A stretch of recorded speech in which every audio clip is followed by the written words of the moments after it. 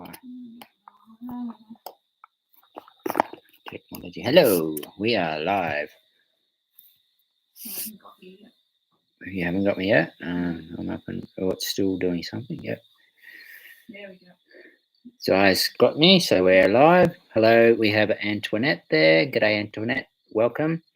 Chat disconnected, Zai. My chat just disconnected. I don't know what we do there. No, well, you're still on. So. Okay, so it's trying to reconnect me apparently. Yeah. Just watch, it might freeze for a minute. Might just be a flux in the phone. Not sure what we're going to do. I keep going? You say I'm still there? Yeah. And can you hear me? I don't know because I've got my sound off. Hello, how are you going? Yeah. Yeah. Unable to connect. Please try again later. So I don't have a chat going, which is annoying. Okay. Yeah, that might just be because you're going through your phone. Anyway. Yeah. Okay, I'm here. Hello, those that are watching.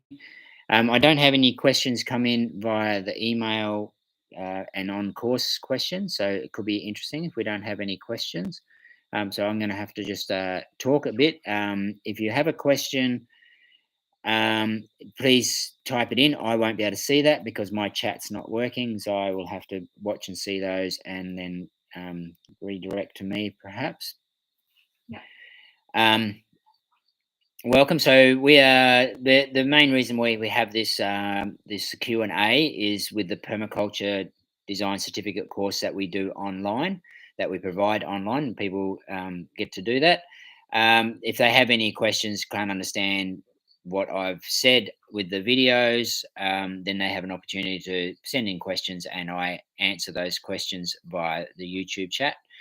The YouTube show, Q&A, and then we've actually opened that up to the public. So if anyone has a question, hopefully I can help and answer that. It's just providing information. I think it's really good to do that. Hang about. Yeah, we've got a question. Got a question because my chat's not working. Yep. Antoinette is asking, talk to me please about getting rid of the gnats. I'm in Pomona. Antoinette's in Pomona. Pomona is not very far from here, 20-minute drive. The gnats, that'd be the little midges. Yeah, little sandflies. Or the sandflies or whatever you might call them.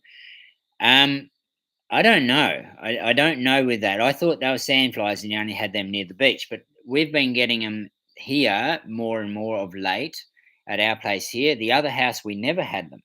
The other house is slightly elevated. The back's not, but the front is elevated. Maybe that deterred them. Here we're more at ground level. There's a little bit of drop off at the front here. And we have the midges coming in. We call them, well, what do we call them? The sandflies. We call them more sandflies, gnats. So maybe Antoinette can elaborate a bit more. We're having a lot of mozzies, probably quite explainable with our wet season, wet.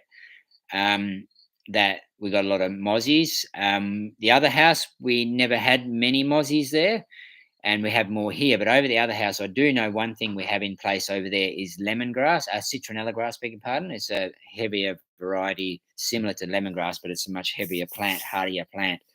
And I think that might help to deter the mozzies a bit. So we need to actually get some of that growing here in a useful space where it's not going to be overgrown by everything else. I think you're right about the midges. I think they stay fairly low, so because the house over there is actually elevated, yeah, might make a difference. But if Antoine, she's saying gnats, now that's a word that we don't necessarily use, so if we just clarify a bit more on what they are. So I would say the gnats are the one that moves around in front of your eyes, that get them in the classroom. But the sandfly is the one that's abiding. So I'm not sure which one she's. They're not the same. They're different. Yeah, they're different species. So I think bringing in citronella grass, lemongrass, they're the quite lemony flavored plants, and you put them in a space where they're going to be. You brush past them quite a bit, or they're in the airflow, and then that might deter. Last night we had to put on a smelly stick because that was where the mozzies were giving us a hard time. Incense or something. I don't know what it was. It's like a mosquito incense type thing. Yeah, which worked. So the Garden of Whedon is saying we have finger flies in far north Queensland, annoying but don't bite.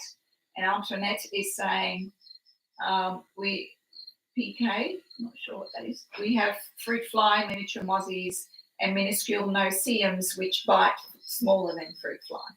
So the no-see-ums are the ones that we're getting here, little black fella that get onto you and bite. Is that they actually don't bite? They actually are urinating if it's a true sandfly action. That's what they do. They excrete. I don't know if it's urine, but they excrete something, and that's what stings and bites. And some people have adverse reactions. Though we don't get adverse reactions. It's just annoying getting stung or uncomfortable from them.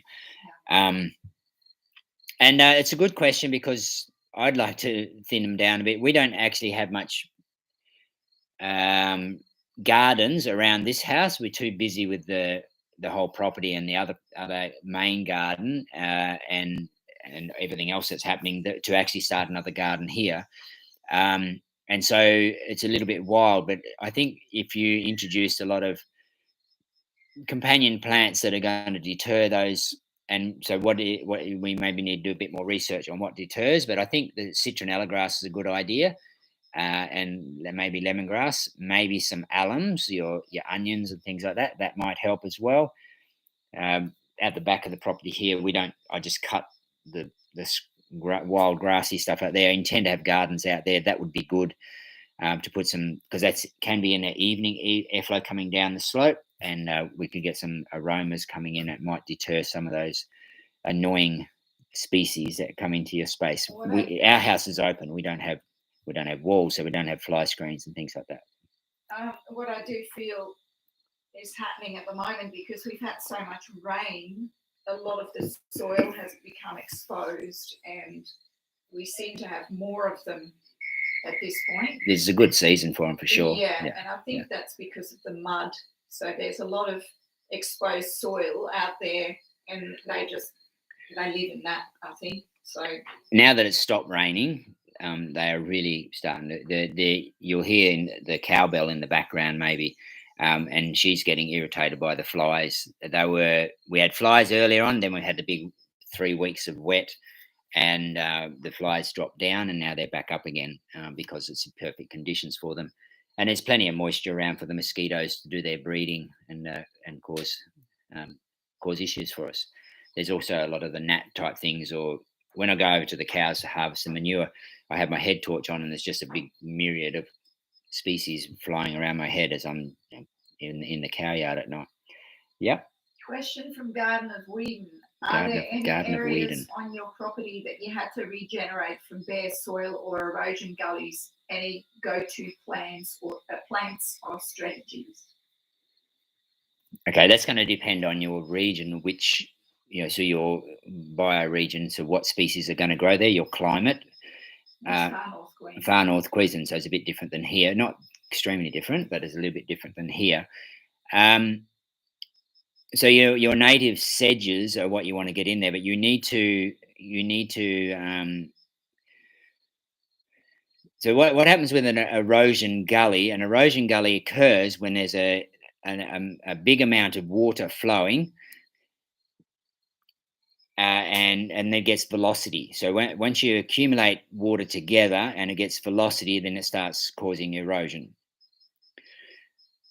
So if you want to mitigate that from occurring right from this day one, well, then you need to get into regenerative grazing practices if you're on a large property and you're using animals to try and get more organic matter and higher soil carbon and more ground covers, so that you don't get so much runoff, because when you get the runoff, increased runoff, that's when you're getting the erosion. So if you're targeting the gully, but you're really only doing a band-aid, you really need to target the large space where the water's coming from. Now, we don't always have control of that space because it's coming from another property and it's coming off hard driveways and things like that. So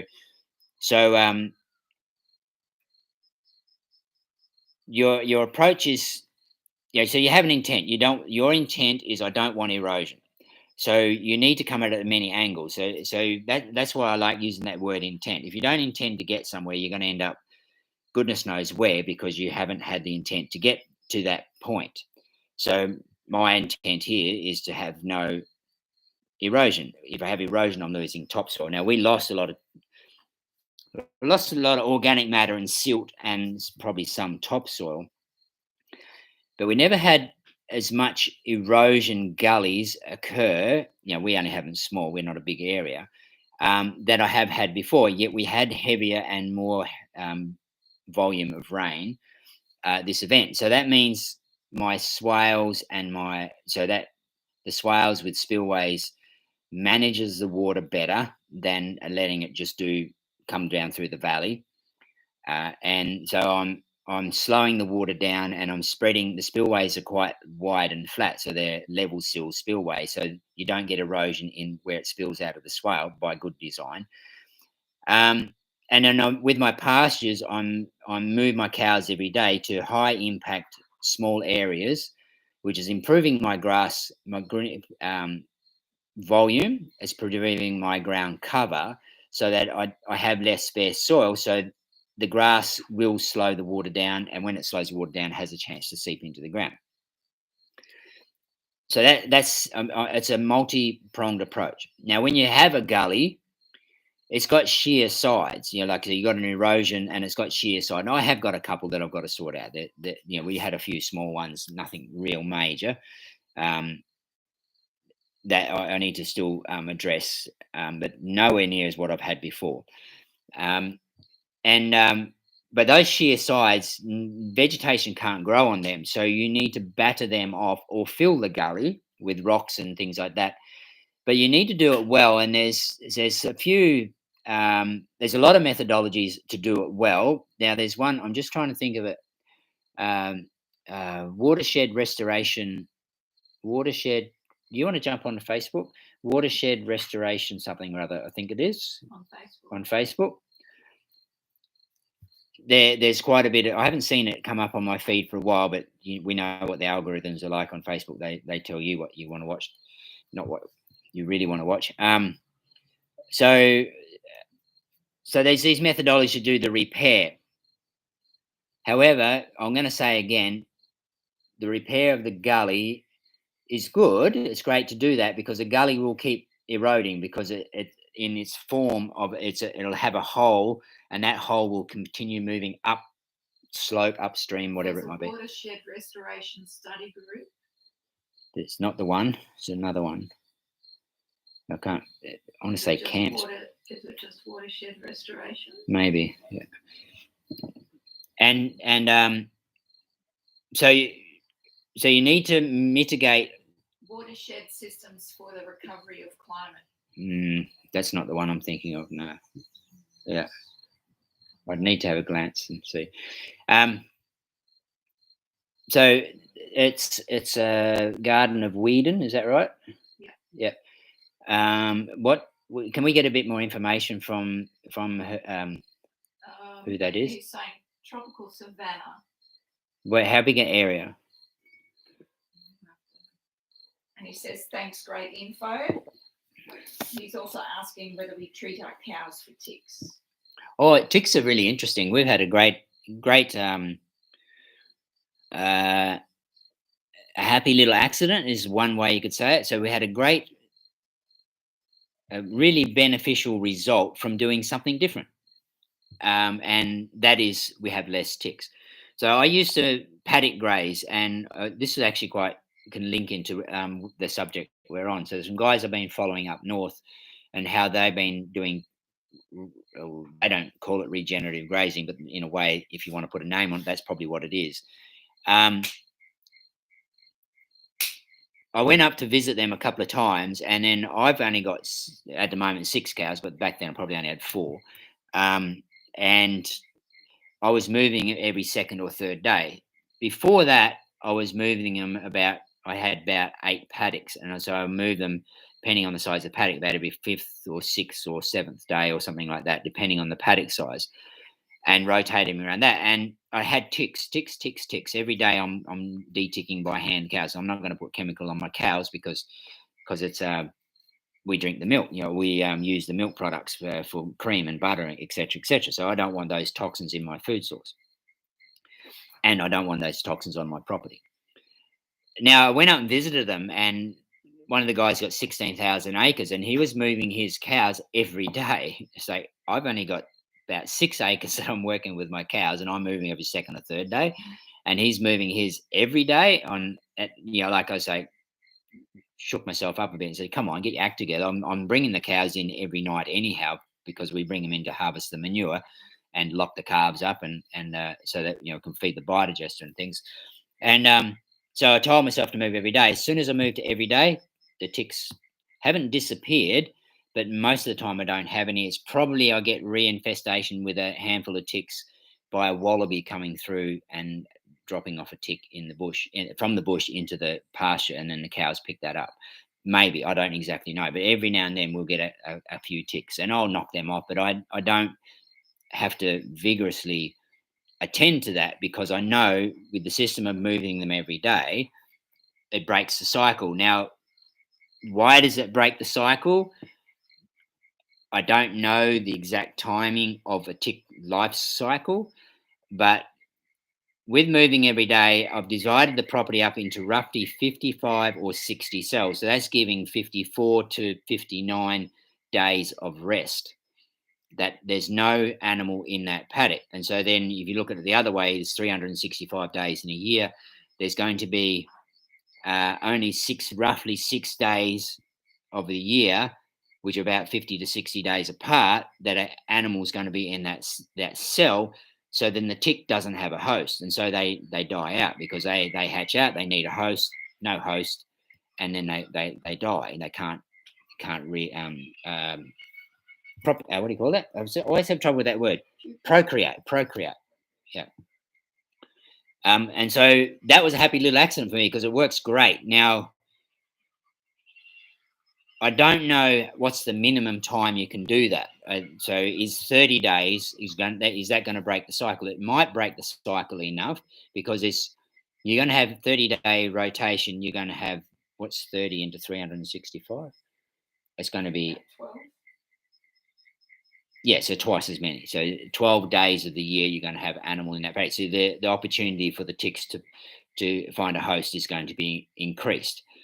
I hadn't specifically decided I'm going to do 50 days. I just divided cells up that adequate for the cows to get enough feed and also for the feed to regenerate enough so that when they come back they're going to have enough to eat. So if I go too fast, it doesn't grow fast enough for them to have enough feed the next time around.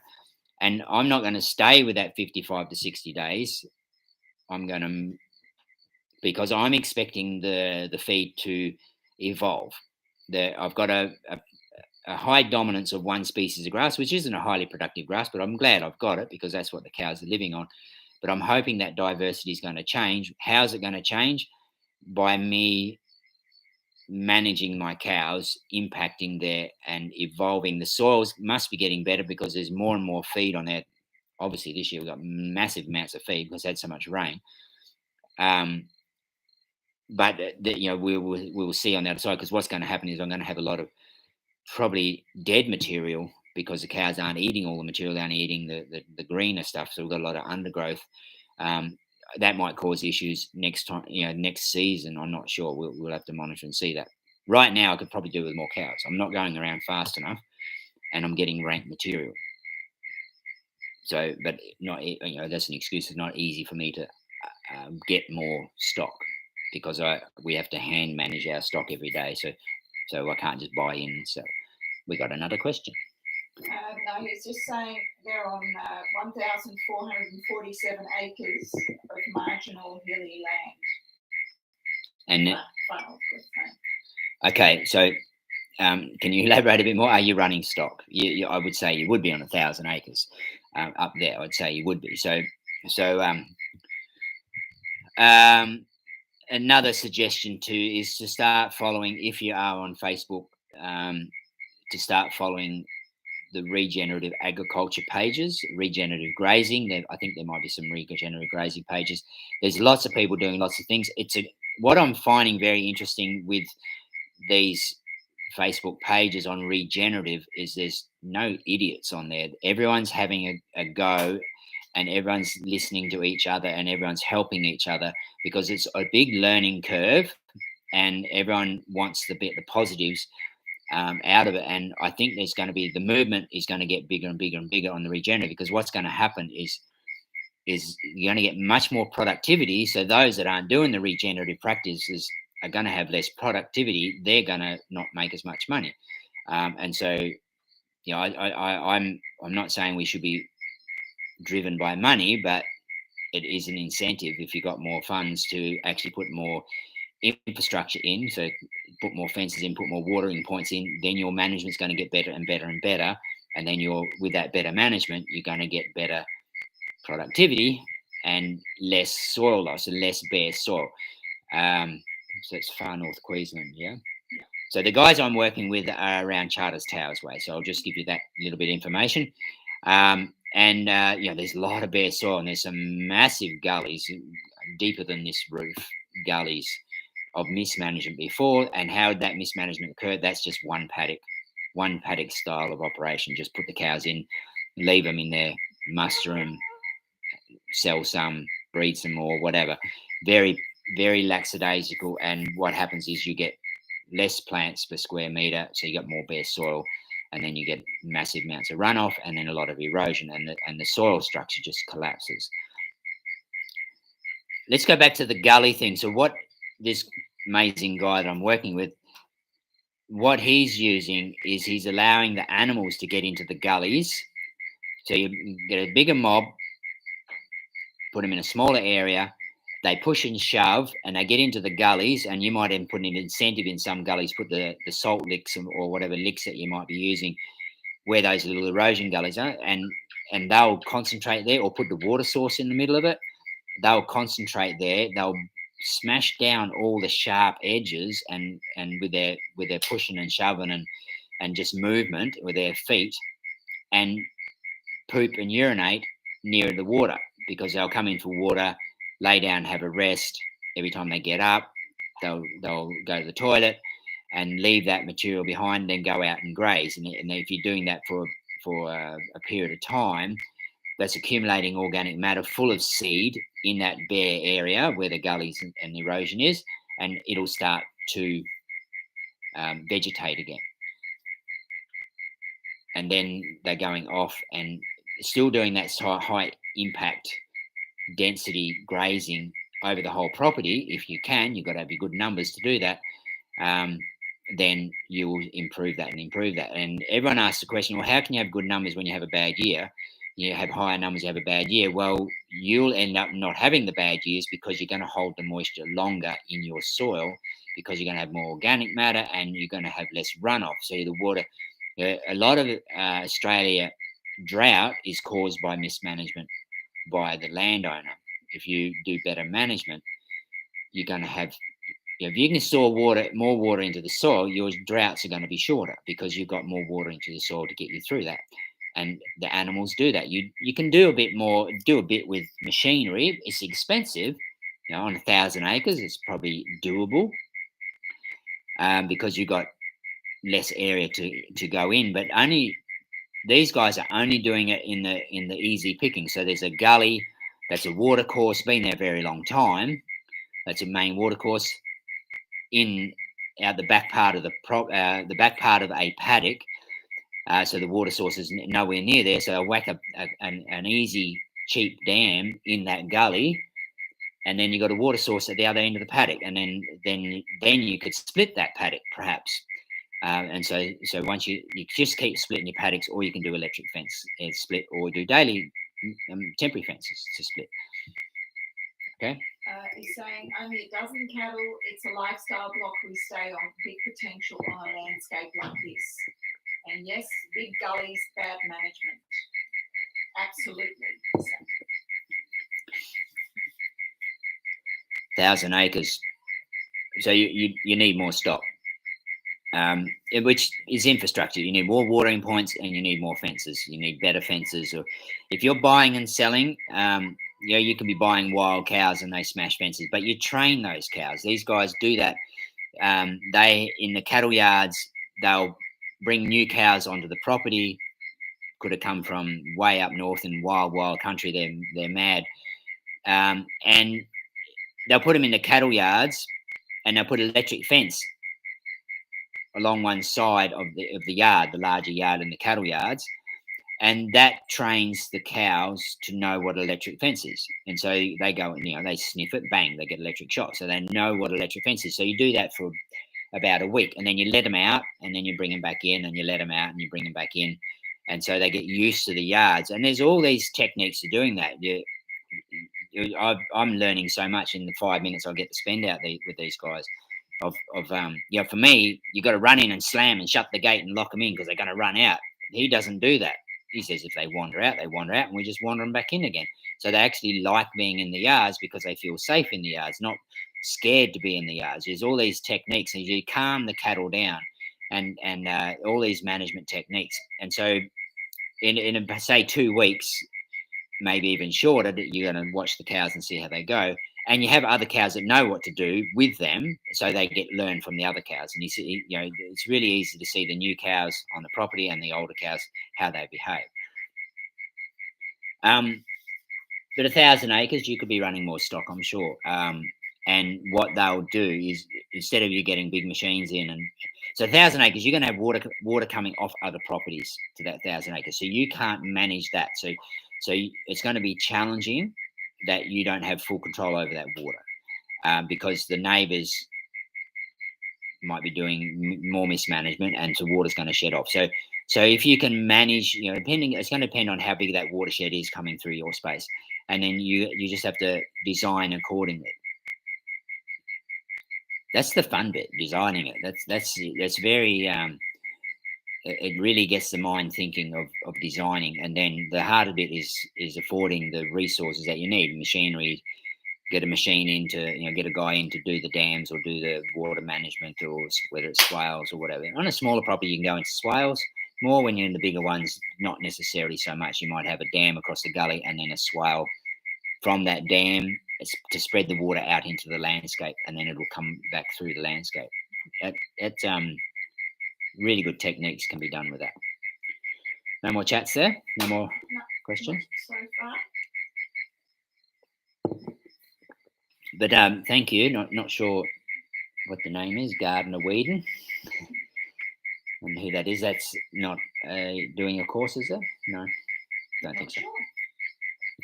Because there's no name.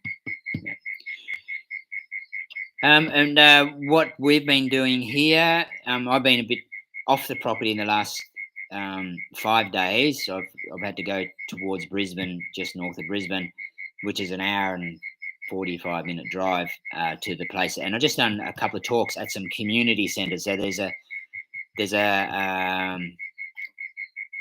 what would you call them? The end circle. What it's a charity. No, well, It's community centres, yeah. And I'm not sure how they're funded, but in the northern. Council funded. It might be council funded, yeah, and it was council funding. That's the. I had the name in my head. The council, anyhow. I was going regularly to one of these community centres, and we revamped a bit of a community garden there, and got some additions. Some funding had been acquired, and so I was going there regularly for 6 or 8 months or something or other. I was going there and getting that set up, and then I haven't been down that way for quite a while, and I was asked to come in and do a talk. So there's 3 of these same type community centres in that several suburbs, and I did an hour talk at each of those on the basics of permaculture, on sustainability and resilience. It's been a good time to do resilience sort of talks because we've had this flooding, and some people were flooded, but other people weren't flooded but were affected because the supply lines, the roads were blocked, so trucks couldn't deliver to the shops, and fuel was getting unavailable there at one stage, and so they're all impacted. So in some way from this major event that went through from the east coast of Australia here, a fair bit of. all in all, for us, we weren't that impacted. Our road got cut, but that gets cut every other sort of year, and we can't get out and things like that. Only for a day or so, we can get through somehow or other, or might be 3 or 4 days before you can get through to 3 days before you can get through the local town. But we've got plenty of food here usually. Because some of it might be a bit boring, but we could eat for quite a while here. So that's resilience, and that's what my main design's about, is having resilience. So we're running on solar right now, electricity, everything's running in this space is running on solar, and we're doing more work with the solar so that we can actually be more resilient with the solar.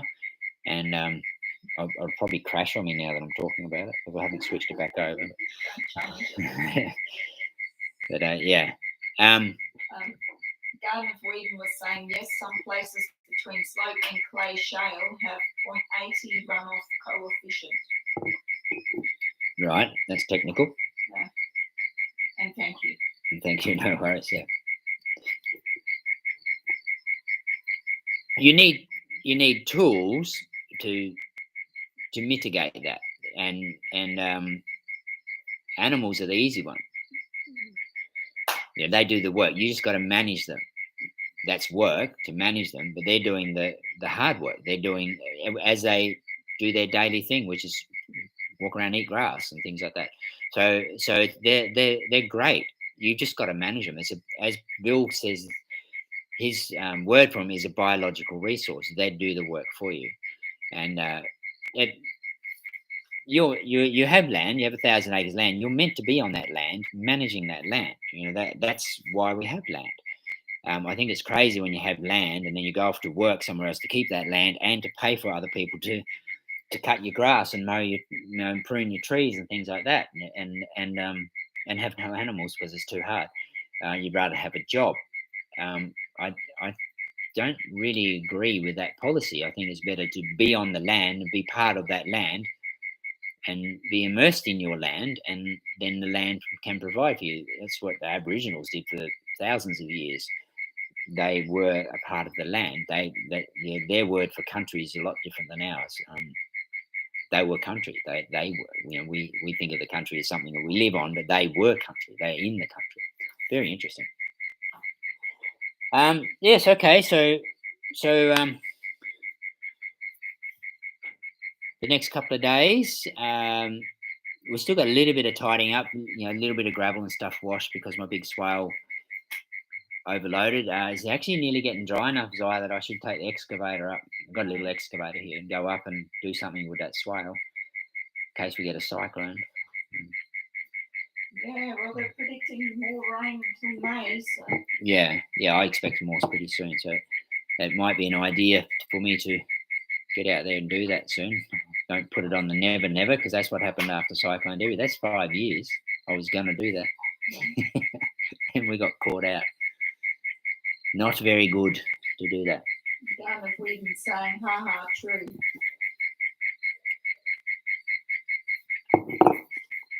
Okay, well, there's not many more questions, so thank you for those questions, Antoinette and Garden of Whedon, whoever that may be, because we don't have your name, we just have the Garden of Whedon. So, tell us your name. Yeah, if you wish, yeah, and welcome. Thanks for being on here today. There's someone else there that's not commenting, but yeah, tell your friends or whatever, and we can get some really good conversations going here. I'm willing to be here every Wednesday. And have conversations.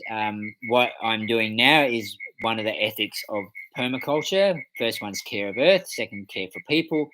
Third one is return a surplus or fair share. So I'm giving information. I have information that's I use for myself, but why can't other people use that information? And so I'm willing to hand that on, return a surplus. So and that's creating more community. And I often talk about and definitely believe that community is a solution to a lot of the world problems, a true community. So I'm willing to do that in many ways. And this is one of them. Today I was near Brisbane for a community, and